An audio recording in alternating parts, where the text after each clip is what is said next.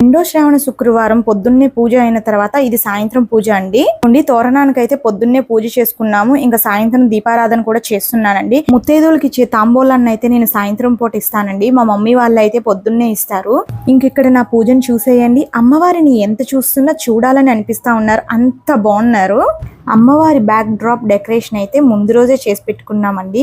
ఇంకా ఈ డెకరేషన్ అయితే మా వారు, మా అక్క, చెల్లి, అక్క పిల్లలు, నేను అందరం కలిసి అయితే చేసుకున్నాము. ఇక్కడ నేను కలశానికి కాసు కూడా వేసుకున్నానండి. నేను పెళ్ళైనప్పటి నుండి అయితే ప్రతి సంవత్సరం నేను కాసు అమ్మవారికి కొని వేస్తాను. ముందు సంవత్సరం కొన్న పాత కాసులు ఎన్నైతే ఉంటాయో వాటిని కూడా వేస్తానండి. వాటిని అయితే నేను పచ్చి పాలల్లో పసుపు నీళ్ళల్లో ముంచి అయితే వేస్తాను. ఇదిగోండి ఇంకా పూజ గదిలో కూడా దీపారాధన చేసుకున్నాను. ఈ స్టిక్కర్స్ అంటించిన తర్వాత అయితే పూజ గది చాలా నీట్ గా కనిపిస్తుంది. చాలా అందంగా కూడా ఉంది.